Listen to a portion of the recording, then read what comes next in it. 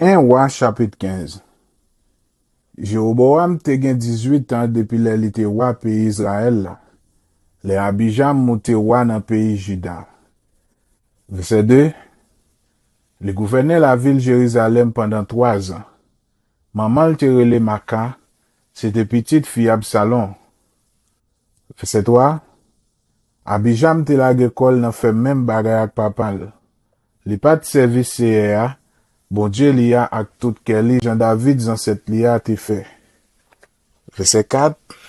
Mais peut-être David, CA, bon Dieu li a, te bay Abijam yon petit garçon pour te faire toujours gen yon moun nan ras li ap gouverner la ville Jérusalem après li.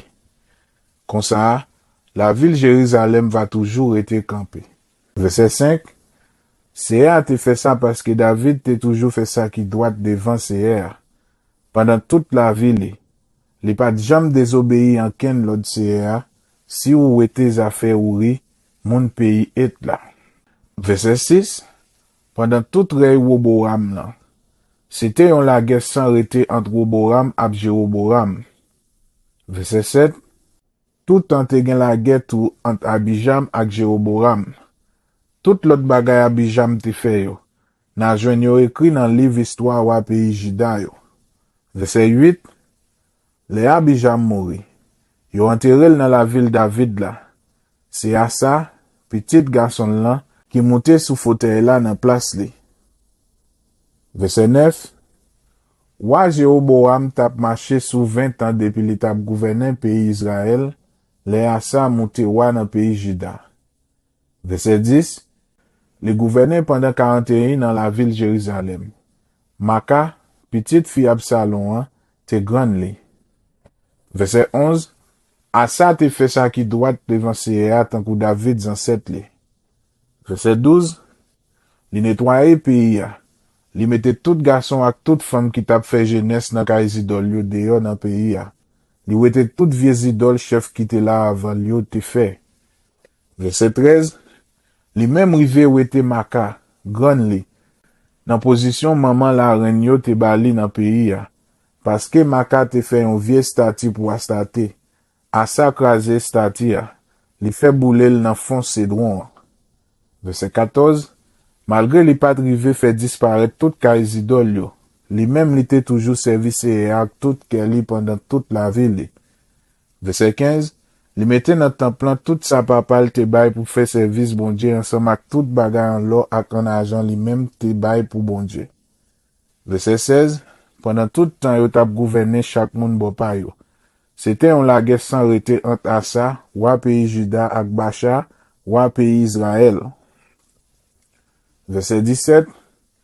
Roi Bacha envahit pays Juda. Li prend la ville Rama, li plein le soldat pal pour empêcher moun passer entre sorti dans pays Juda.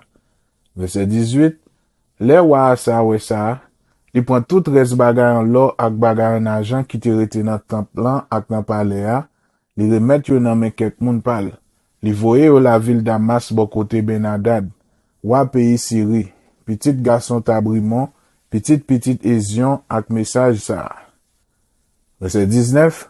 En nous passer kontra yon ak l'autre tant que ancêtre nou yo te fel la. Mais moi voye bagay en l'or ak bagay en argent sa yo fe ou kado. Kou liye a, kase kontra ou passe ak Bacha, roi pays Israël la. Kon sa la oblige wete soldat li yo nan pays moyen.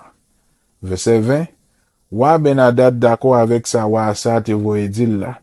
Li voye chef la li yo al attaquer la ville pays Israël yo.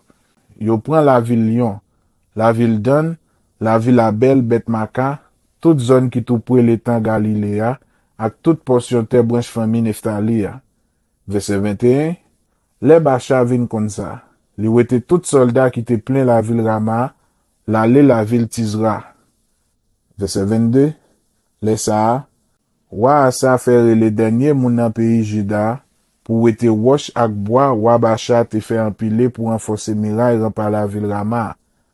Roi Asa servi ak matériaux sa yo pour renforcer muraille par la ville Mispa ak la ville Geba dans portion terre branche famille Benjamin yo.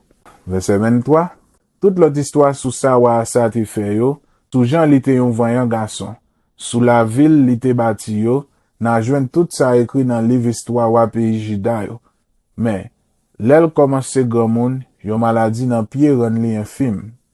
Verset 24, les Asa mouri, yon enterré dans tombe famille dans la ville David là. C'est Josaphat petit li qui monté sous fauteuil là dans place li. Verset 25, Wa Asa te gen 2 ans depuis l'étape gouverner pays Juda le Nadad, petit garçon Jéroboam monté roi dans pays Israël. Le gouverner pays a pendant 2 ans assez. Verset 26, li fait ça qui mal dans GCA, tant coup papal. Li pat marcher droite devant bon Dieu. Les fini li te la cause peuple a fait ça qui mal tout. Verset 27, Bacha, petit garçon Akija, dans branche famille Issachar, monte un complot pour tuer Nadab. Les ça, Nadab acclamé Israël la tap sene la ville Gibetou dans pays Philistie. C'est là Bacha tué Nadab. Verset 28, ça arrivé dans 3e l'année rey wa Asa dans pays Juda. C'est comme ça Bacha monte roi pays Israël dans place Nadab. Verset 29, rive roi, li touye dernier moun nan famille Jéroboam là. Comme ça, d'après parole Séa te mette dans bouche prophète Akija, moun la ville Silo, serviteur bon Dieu. Li touye tout moun nan famille Jéroboam là, li pa kite yon chapé. Verset 30, ça te arrivé comme ça parce que Jéroboam te fait ça qui mal. Le fini, il était la cause peuple a fait ça qui mal tout. C'est comme ça, il était fait CR. Bon Dieu, peuple Israël l'a fâché sous lui. Verset 31. Tout l'autre bagay Nadab te fait yo. Na jouen yo écrit dans le livre histoire wa pays Israël yo. Verset 32. C'était on la guerre sans rete entre Asa, wa pays Juda ak Bacha, wa pays Israël là, pendant tout temps yo tap goumen chaque moun bo pa yo. Verset 33. Wa Asa tap marché sous 3 ans depuis l'étape gouverner pays Juda, les Bacha, petit garçon Akija monté roi dans pays Israël. Verset 34. Le gouverneur pendant 24 ans dans la ville Tiza. Il te fait ça qui mal devant CR, tant coup Jéroboam. Il pas marché droite devant bon Dieu. Il te la cause peuple a fait ça qui mal tout.